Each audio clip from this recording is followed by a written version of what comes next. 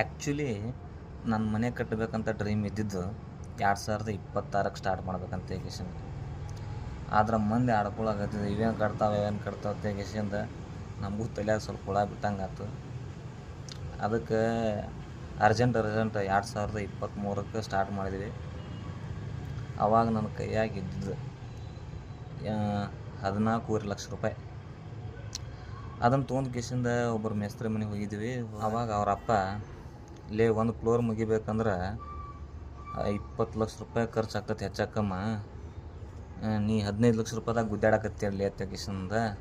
ಇರ್ಲಿ ಹೇಳ್ಕಕ್ಕ ನೋಡುಮ ಒಂದು ಫ್ಲೋರ್ ಕಟ್ಸೋದಾಕೈತಿ, ಅದು ಹೇರೇ ಐತೈತೆ ಕಿಸಿಂದ ಅಂದ್ವಿ. ಹಿಂಗೆ ಮನೆ ಚಾಲೂ ಮಾಡಿದ್ವಿ.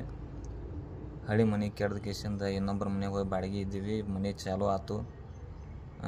ಕೈಯನ್ ರೊಕ್ಕ ಖಾಲಿ ಆಗೋ ತನಕನೂ ಹೆಚ್ಚಕ್ಕಮ್ಮ ತಳಗಿನ ಫ್ಲೋರ್ ಕಟ್ಟಡ ಮುಗಿದ ಕೇಸಿಂದ ಸ್ಲ್ಯಾಬ್ ಬಿದ್ದು ಮ್ಯಾಗ ಒಂದು ಫ್ಲೋರ್ ಎಬ್ಸಕ್ಕೆ ಸ್ಟಾರ್ಟ್ ಮಾಡಿದ್ವಿ. ಅವಾಗ ಅಷ್ಟೊತ್ತಿಗೆ ನನ್ನ ಅಂಗಡಿನೂ ಒಂದು 3-4 ಲಕ್ಷ ರೂಪಾಯಿ ದುಡ್ದಿತ್ತು. ಆ ರೊಕ್ಕ ಇಟ್ಕೊಂಡು ಕೇಸಿಂದ ಮಾತಾಡ್ತೀನಿ ಒಂದು ಸ್ವಲ್ಪ ಹಂಗೆ ಮನೆ ಚಾಲೂ ಆಯ್ತು, ಇದು ಆಯ್ತು. ಅವು ರೊಕ್ಕ ಖಾಲಿ ಆದವು. ಖಾಲಿ ಆಗಂಟ್ಲೆ ಟಾಟಾ ಕ್ಯಾಪಿಟಲ್ ಒಳಗೆ 8 ಲಕ್ಷ ರೂಪಾಯಿ ಹಾಕ್ಕೊಡ್ತೀನಿ ತಂದಿದ್ರು. ಅದಕ್ಕಿಂತ ಮೊದಲು ಅವನೊಂದು ಸರ್ಕಾರಿ ಬ್ಯಾಂಕ್ಗಳಿಗೆ ಅಡ್ಡಾಡಿ ಸಾಕಾಗಿತ್ತು. ಇವರು ಟಾಟಾ ಕ್ಯಾಪಿಟಲ್ದವರು 8 ಲಕ್ಷ ರೂಪಾಯಿ ಹಾಕ್ಕೊಡ್ತದೆ ಕಿಸಿಂದ ಅಂದಿದ್ರು.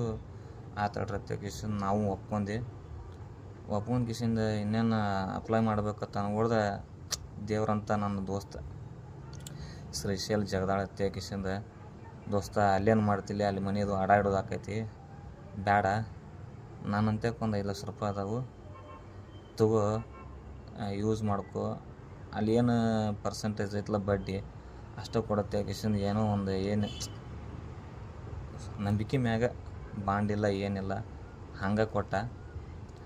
ಅವನ ಪುಣ್ಯದಿಂದ ಒಂದು 5 ಲಕ್ಷ ರೂಪಾಯಿ ಬಳಸ್ಕೊಂಡು ಕಿಸಿಂದ ಲಾಸ್ಟ್ ಎಂಡಿ ತಕ್ಕ ಬಂದಿತ್ತು ಮನೆ. ಮತ್ತು ಅವಾಗ ನಮ್ಮ ಇಬ್ಬರು ಅಕ್ಕಗಳು, ದೊಡ್ಡ ಅಕ್ಕ ಒಂದು 2 ಲಕ್ಷ ರೂಪಾಯಿ ಕೊಟ್ಟಳು, ಸಣ್ಣ ಅಕ್ಕ ಒಂದು 2 ಲಕ್ಷ ರೂಪಾಯಿ ಕೊಟ್ಟಳು. ಸೊ ಹಿಂಗಟ್ಟು ಮಾಡಿ ಕಿಸಿಂದ 2 ಅಂತಸ್ತು ಮನೆ ಕಂಪ್ಲೀಟ್ ಆಯ್ತು. ಈ ವಿಡಿಯೋ ಯಾಕೆ ಮಾಡಿದ್ದಪ್ಪ ಅಂತಂದ್ರೆ,